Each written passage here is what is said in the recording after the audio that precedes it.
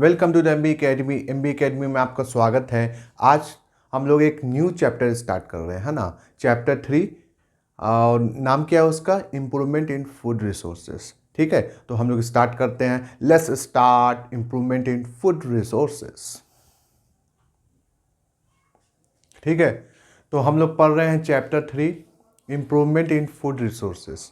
ठीक है, तो आज का टॉपिक यही है मेरा। ठीक है, तो इसको हम लोग स्टार्ट कर रहे हैं। ठीक है, आइए देखते हैं चैप्टर 3। अब हम लोगों का न्यू चैप्टर शुरू हो गया है। Chapter 3 improvement in food resources.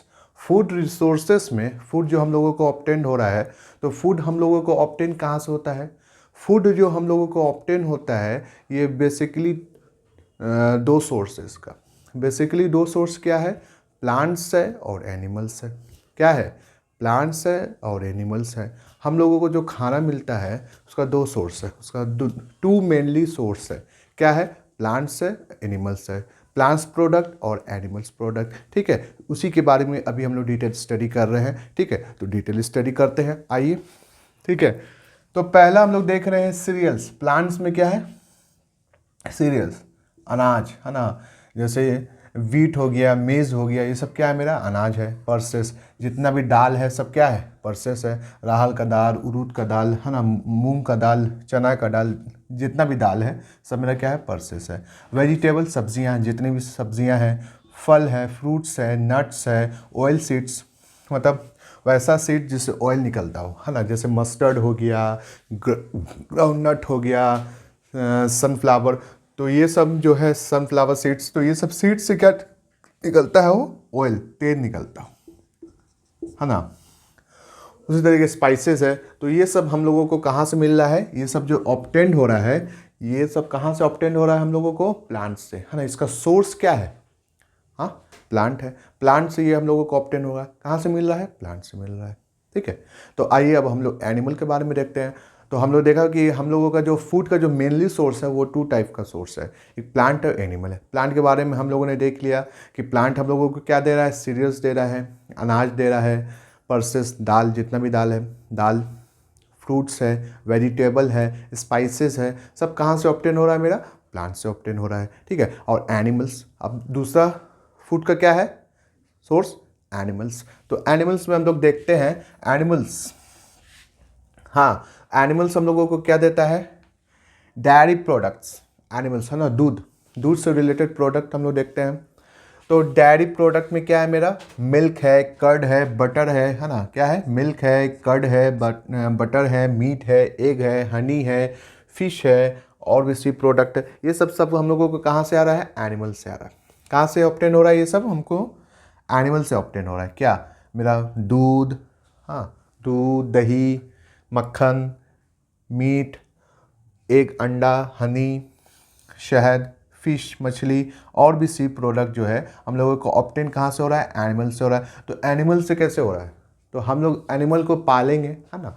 उसको हम लोग क्या करेंगे? एक कमर्शियल पॉइंट ऑफ व्यू से उसको हम लोग क्या करेंगे? पालेंगे। ठीक है, तो उसी को हम लोग क्या बोलते हैं? यहाँ पे जो एक टर्म लिखा हुआ है उसी को मैंने एक्सप्लेन किया, एनिमल हस्बेंड्री, है ना, पशुपालन। क्या बोलते हैं इसको? पशुपालन। एनिमल हस्बेंड्री को क्या बोलते हैं? पशुपालन, है ना, पशुपालन। तो यही पशुपालन जब हम लोगों को करते हैं बिजनेस पॉइंट ऑफ व्यू से, तो इसी से जो हम लोगों का सोर्स ऑफ फूड जो है एनिमल्स से, वो हम लोगों को मिलता है। दूध, दही, मक्खन, गोश्त, अंडा, शहद, मछली, ये सब हम लोगों को कहाँ से मिलता है? एनिमल से। जब हम लोग क्या करते हैं? एनिमल हस्बेंड्री करते हैं, पशुपालन करते हैं। तो यही दो मेन सोर्स है मेरा। टू मेन सोर्स क्या है? इसके बारे में हम लोगों ने पढ़ा, प्लांट्स और एनिमल्स। ठीक है, दो मेन सोर्स क्या है मेरा? प्लांट्स और एनिमल्स। आई होप आपको समझ में आ गया होगा। इसको नोट डाउन कीजिए, आगे चलते हैं हम लोग फर्दर टॉपिक। ठीक है, तो अब हमारा नेक्स्ट टॉपिक क्या है? नेक्स्ट टॉपिक मेरा ये है कि why need to improve our food resources. Why need to improve our food resources. Food resources हम लोगों को बढ़ाने की क्यों ज़रूरत है ना।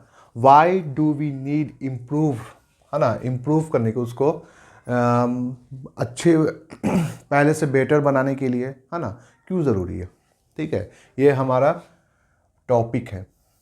ठीक है, why need to improve our food resources. तो आइए देखते हैं हम लोग क्यों ज़रूरी है। ज़रूरी इसलिए है कि population of India is growing at a faster rate, है ना। पॉपुलेशन ऑफ इंडिया जो है ये दिन प्रतिदिन क्या हो रहा है, बढ़ते जा रहा है। तो इस वजह से more amount of food is required to meet the rising demand, है ना। क्या कह रहा है कि हिंदुस्तान का, इंडिया का जो आबादी है वो डे बाय डे क्या होता जा रहा है, बढ़ते जा रहा है ना। पॉपुलेशन रेट जो है ना, पॉपुलेशन रेट जो है इंडिया का वो क्या हो रहा है, डे बाय डे क्या हो रहा है, इंक्रीज कर रहा है। डे बाय डे क्या कर रहा है, ये बढ़ रहा है। ठीक है, तो बढ़ने की वजह से डिमांड जो फूड का हो रहा है वो भी तो बढ़ रहा है। हाँ समझिए अच्छे से, कहने का मतलब कि फूड का जो डिमांड है वो भी तो बढ़ रहा है ना।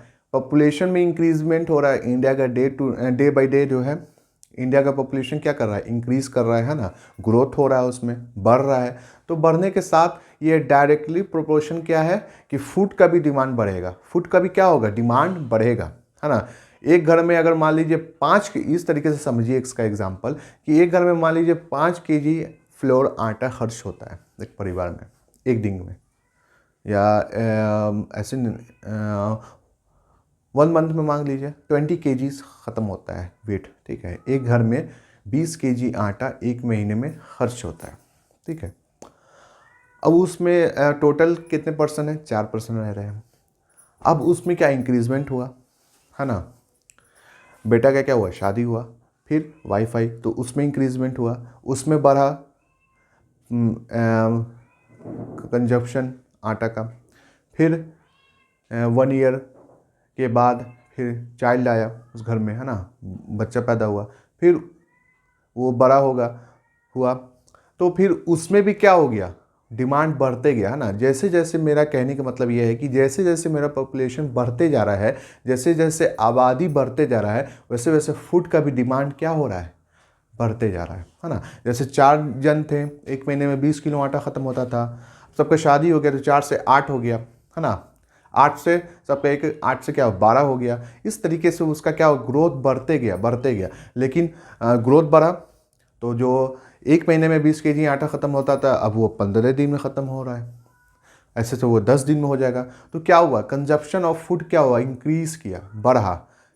ये डायरेक्टली प्रोपोर्शन क्या है कि ग्रोथ पे, पॉपुलेशन के ग्रोथ पे। पॉपुलेशन, आबादी बढ़ेगा तो उसको खाने वाले का भी क्या होगा, खाने का भी डिमांड बढ़ेगा। आबादी बढ़ेगा, फूड इंक्रीज होगा, है ना। जैसे पॉपुलेशन इंक्रीज होगा वैसे फूड का भी डिमांड क्या होगा, इंक्रीज होगा। सिंपल तरीके से पॉपुलेशन बढ़ेगा, फूड का भी डिमांड क्या होगा, इंक्रीज होगा।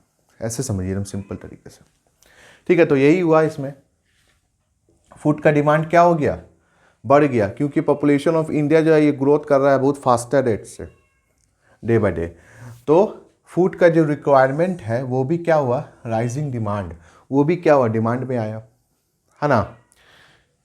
आई होप कि आपको समझ में आ गया ये पॉइंट। दूसरा पॉइंट कह रहा है the agriculture land is limited as compare to the growing population. Agriculture land जो है वो लिमिटेड है, मतलब खेती बाड़ी जो हो रहा है, वो जो ज़मीन है, ज़मीन तो नहीं बढ़ रहा है ना। ज़मीन तो मेरा यही है ना। 1 एकड़ में अगर किसी का खेती हो रहा है तो वो आज से 5 साल पहले भी वो क्या था, 1 एकड़ था, 5 years बैक। और 10 years के आफ्टर, 10 साल बाद, 10 years आफ्टर भी ये 1 ही एकड़ होगा। ऐसा नहीं कि ये 1 एकड़ से 1.5 एकड़ हो गया। हाँ, 1 एकड़ था और 1 एकड़ से बढ़ करके कितना हो गया, 1.5 एकड़ हो गया, फिर 2 एकड़ हो गया, 3 हो गया। ऐसे हो रहा है, ऐसे नहीं हो रहा है। मतलब कि ये जो ग्रोइंग, ये जो लैंड है एग्रीकल्चर लैंड, ये जो मेरा एग्रीकल्चर लैंड है ये क्या है, मेरा फिक्स्ड है ना। ना ही ये बढ़ रहा है ना ही घट रहा है, फिक्स है ना। ये मेरा क्या है, एग्रीकल्चर लैंड क्या है, ये फिक्स है। ठीक है, agriculture land is limited, limit है एक, हाँ, compare to the growing population. Population बढ़ते जा रहा है, पॉपुलेशन बढ़ने की वजह से क्या होगा, एग्रीकल्चर लैंड का जो है लिमिट है वो फिक्स है, इतना ही है। है ना, उसको और बढ़ाने के लिए हम लोग कोशिश करेंगे तो वो तो बढ़ना पॉसिबल है, हाँ घट सकता है। कैसे कैसे कहीं पहले कहीं पे देखिएगा आप, आबादी नहीं है वहाँ पे, घर वर नहीं था, तो सिर्फ खेत है, वहाँ पे खेती होता था। लेकिन आबादी बढ़ते जा रहा है, जहाँ पे खेती हो रहा है वहाँ पे भी अब क्या है, घर बन रहा है, वहाँ पे भी क्या बन रहा है, अब घर बन रहा है। सॉरी, जहाँ पे खेत है, जहाँ पे खेती बाड़ी हो रहा था, आज वहाँ पर भी बड़ा बड़ा बिल्डिंग बन के तैयार है। तो क्या खेत और क्या हो रहा है, ये लेस हो रहा है। यहाँ पे हम ये कहेंगे, फिक्स ना कह के, ये क्या है, अकॉर्डिंग टू डिमांड क्या, ये और लेस होते जा रहा है, कम होते जा रहा है। अब फूड का डिमांड क्या हो रहा है, इंक्रीज होते जा रहा है ना। फूड का डिमांड क्या हो रहा है, इंक्रीज हो रहा है। और जो मेरा लैंड जो है ये लिमिटेड है, लिमिट में है, और ये डे बाय डे लिमिट में तो है। और दूसरी बात ये समझेंगे कि थोड़ा कम भी हो रहा है ये, क्योंकि पॉपुलेशन बढ़ेगा, जहाँ पे खेती बाड़ी होता है तो वहाँ पे खेती बाड़ी हटा के वहाँ पे बिल्डिंग तैयार हो रहा है, वहाँ पे घर बन रहा है। तो इस वजह से लैंड का जो है ये क्या हो रहा है, क्या हो रहा है, कंपेयरिंग जो है वो क्या हो रहा है, घट रहा है। कंपेयर टू पॉपुलेशन क्या हो रहा है, ये घट भी रहा है। ये अगर लिमिटेड है, घट नहीं रहा है, ये भी माने हम लोग नहीं नहीं घट रहा, कॉम्प्लेक्स नहीं करते, इसको आसान बनाते, नहीं घट रहा है, फिर भी तो ये बात है कि ये लिमिटेड है, बढ़ तो नहीं रहा है, लिमिटेड है। ठीक है, तो लिमिटेड है, लेकिन फूड का डिमांड जो है ये डे बाय डे क्या हो रहा है, demand of food, demand of food जो है ये डे बाय डे क्या हो रहा है, इंक्रीज हो रहा है। इसको कंपेयर करने के लिए हम लोगों को लैंड भी इंक्रीज करना पड़ेगा, लेकिन लैंड तो मेरा, प्रॉब्लम ये है कि लैंड तो मेरा क्या है, लिमिटेड है। तो यही सबसे बड़ा प्रॉब्लम है, पॉपुलेशन बढ़ रहा है, लैंड क्या है, लिमिटेड है। तो इस वजह से क्या हो रहा है, फूड का जो है स्कार्सिटी हो रहा है, फूड की कमी हो रही है। इस वजह से फूड का क्या है, रेट जो है, प्राइस जो है वो बहुत ऊपर भाग रहा है ना, महंगाई इसलिए बढ़ रहा है। तो ये है, तो इस पे यही मेरा है question, why need to improve our food resources, में क्या इम्प्रूव करेंगे। ठीक है, आई होप कि आपको समझ में आ गया होगा। इसको ज़्यादा कॉम्प्लेक्स ना करके सिंपल लैंग्वेज मैंने समझाने की कोशिश की है, एग्जाम्पल भी लिया था मैंने। ठीक है, आई होप उससे भी समझ में आ गया होगा। ठीक है, इसको नोट डाउन कीजिए, आगे चलते हैं हम लोग फर्दर टॉपिक की तरफ। ठीक है, तो ये जो हम लोग पढ़ रहे थे कि फूड का जो है क्या हो रहा था, धीरे धीरे स्कार्सिटी होने लगा, है ना। लैंड तो वही था, लिमिटेड था, लेकिन फूड का डिमांड क्या हो रहा था, बढ़ते जा रहा था। ठीक है, डिमांड बढ़ते जा रहा था, प्रोडक्शन उतना था नहीं। तो इससे रिलेटेड जो है गवर्नमेंट ने स्कीम निकाला, है ना, रेवोल्यूशन निकाला। ठीक है, तो वो उस रेवोल्यूशन के बारे में अभी हम लोग डिटेल में इंफॉर्मेशन लेंगे कि रेवोल्यूशन कब हुआ, इससे क्या फ़ायदा हुआ, किस चीज़ के लिए रेवोल्यूशन हुआ। ठीक है, आइए देखते हैं। ठीक है, तो पहला हम लोग नेम देखते हैं, ग्रीन रिवोल्यूशन। क्या है, ग्रीन रिवोल्यूशन। ये स्टार्टेड कब हुआ, 1960s में। कब स्टार्ट किया गया ग्रीन रिवोल्यूशन को, 1960s में ग्रीन रिवोल्यूशन स्टार्ट हुआ। इसका मेन फोकस क्या था, इसका मेन काम क्या था, फूड ग्रेन का प्रोडक्शन, है ना। क्या करना था, फूड ग्रेन का प्रोडक्शन को इंक्रीज करना था, फूड ग्रेन के प्रोडक्शन को क्या करना था, इंक्रीज करना था। ठीक है, और किन्होंने किया था, एम.एस. स्वामीनाथन में। किसने किया था, एम.एस. स्वामीनाथन में। और अचीवमेंट क्या हुआ इसमें, अचीवमेंट ये हुआ कि फूड ग्रेन यील्ड जो हुआ, पैदावार जो हुआ इसमें बढ़ा, है ना, पैदावार बढ़ा, बोस्टेड फूड ग्रेन यील्ड्स, है ना, पैदावार क्या हुआ इसमें बढ़ा। ठीक है, तो ग्रीन रेवोल्यूशन के बारे में हम लोगों ने देख लिया। अब देखते हैं हम लोग वाइट रेवोल्यूशन के बारे में।